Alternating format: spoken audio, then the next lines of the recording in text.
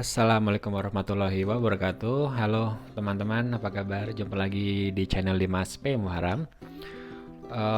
Masih lanjut ya di seri Scholarship Journey kali ini. Saya masih ngomongin soal ELTA atau English Language Training Assistant. ELTA itu program dari Australia Awards Scholarship juga atau beasiswa AAS.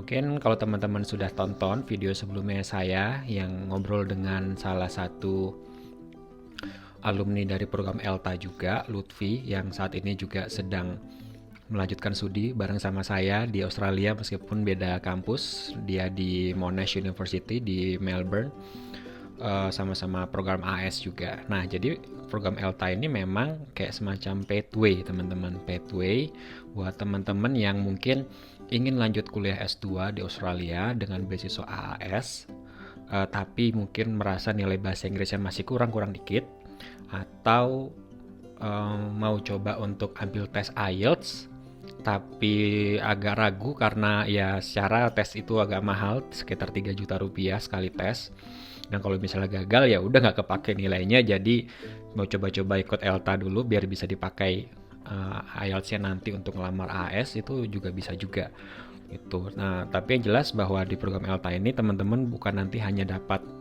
tes IELTS gratis kalau lulus ya, tetapi juga dapat kuliah atau kursus selama tiga setengah bulan kurang lebih. Dan program ini memang sebetulnya ditargetkan untuk mereka yang ada di kawasan Indonesia Timur, di Provinsi Papua, Papua Barat, Maluku, dan Maluku Utara, serta NTB dan NTT, dan juga untuk penyandang disabilitas. Tapi kalau untuk penyandang disabilitas tidak dibatasi dari 6 provinsi itu saja, tapi untuk seluruh provinsi di Indonesia. Jadi kalau misalnya kamu penyandang disabilitas, tunanetra, tunadaksa, tunarungu atau yang lainnya, tapi misalnya di Sumatera Barat atau di Jakarta atau di Jawa Barat, itu tetap bisa ikut untuk melamar ya, untuk melamar program ELTA, jadi nggak perlu khawatir.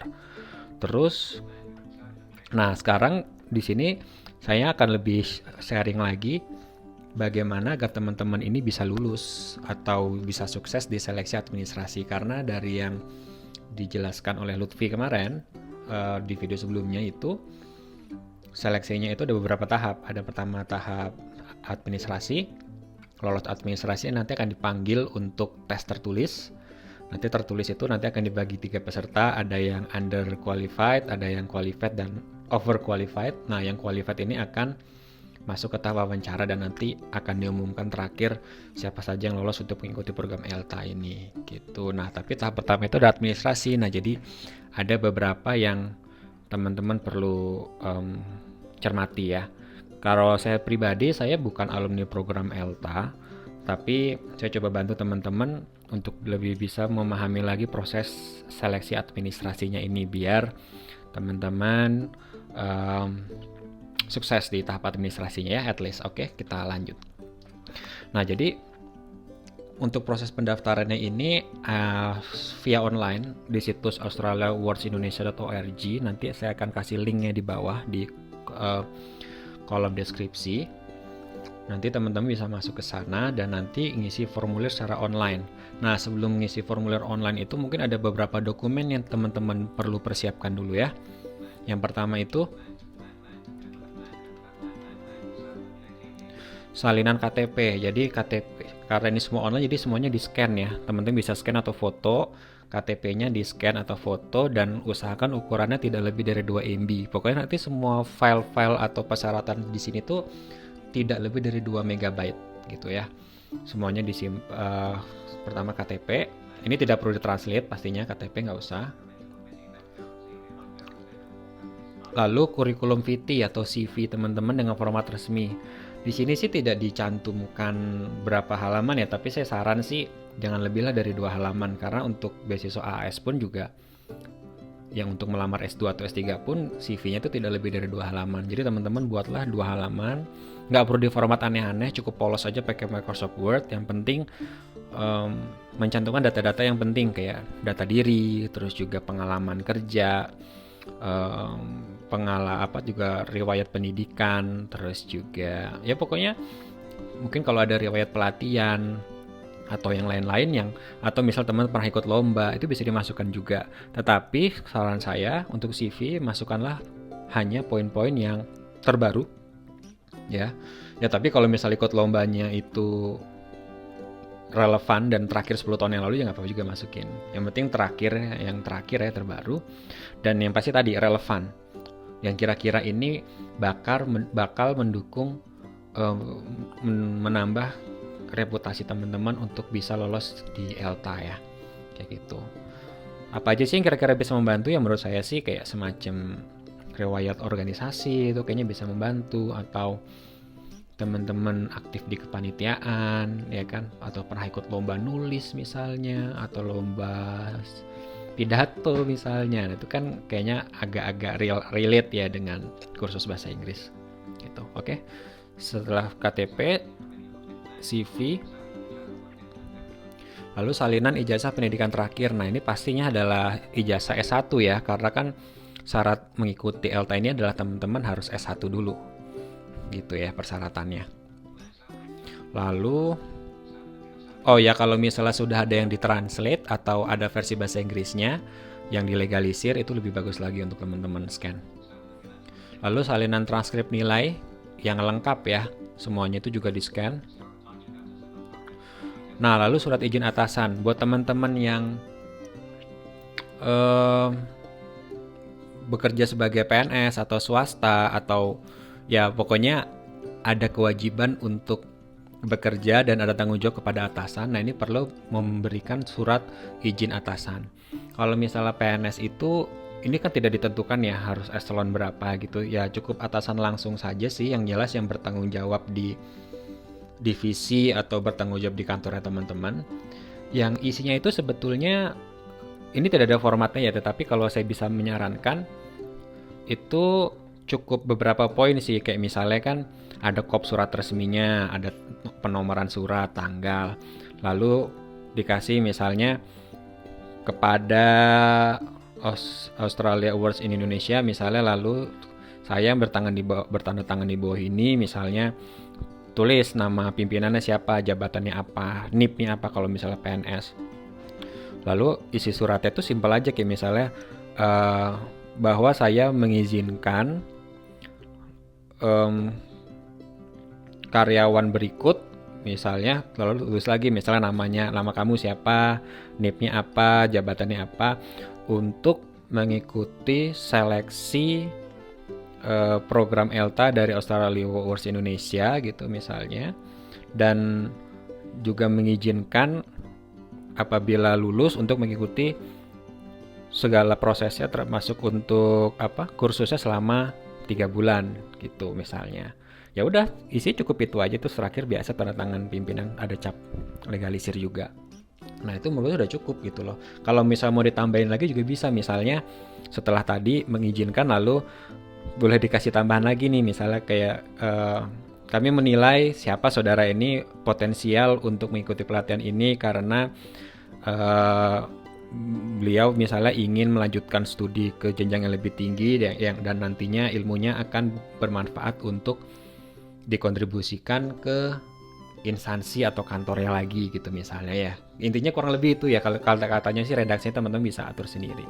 Nah, terus tips lainnya adalah untuk membuat surat rekomendasi ini, kalau bisa teman-teman ngobrol dulu sama pimpinan, lalu tawarkan kalau misalnya pimpinan ya pasti sibuk lah ya untuk buat seperti ini.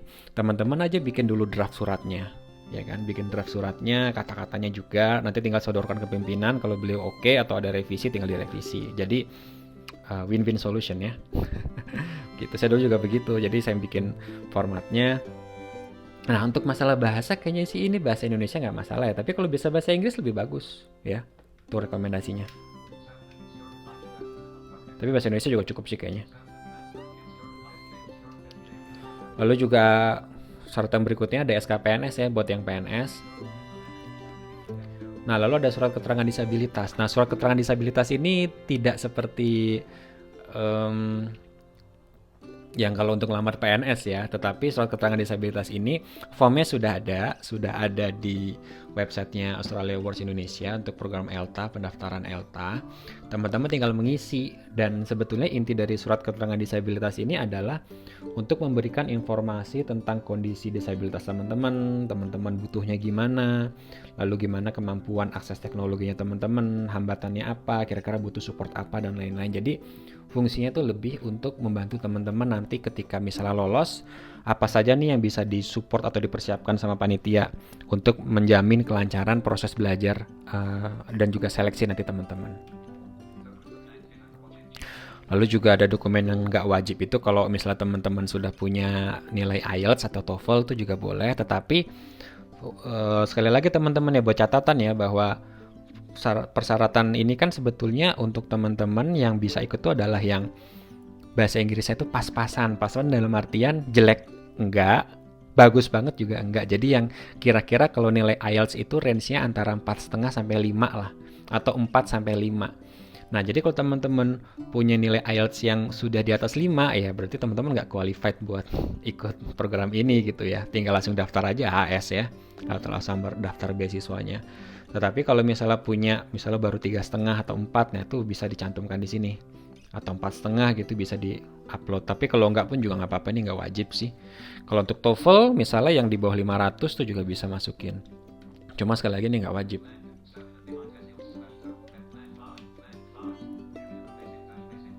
Nah, itu sih sebetulnya persyaratan yang teman-teman siapkan, dan em, saya saya yakin kalau teman-teman ngikutin prosesnya secara benar ya di formnya itu sudah ada langkah-langkahnya, kayak misalnya ukuran filenya, lalu juga nanti gimana cara penamaan filenya. Penamaannya itu adalah dengan nama lengkap, underscore atau underline, nama dokumennya. Nanti itu juga ada contohnya pokoknya di ketika teman-teman upload di formnya ya, itu sudah ada semua.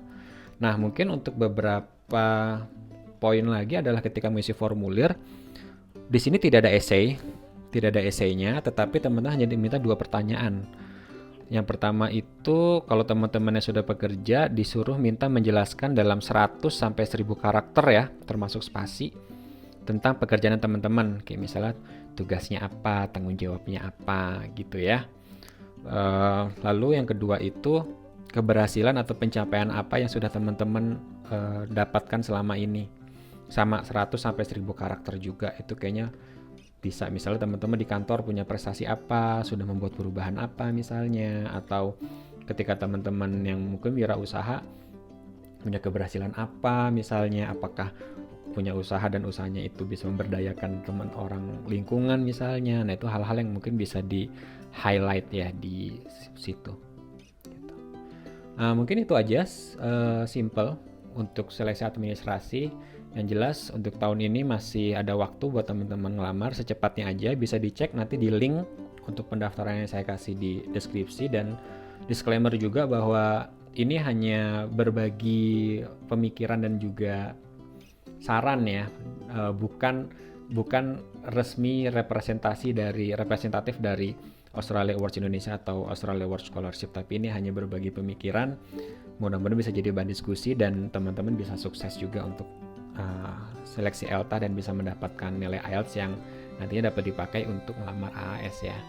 Nah, kalau misalnya ada pertanyaan atau yang masih ragu-ragu atau masih ada ketakutan-ketakutan, bisa disimak di video saya yang bareng Lutfi, atau bisa juga dengan tulis di kolom komentar ya. Oke, dia masih signing out. Thank you and see ya.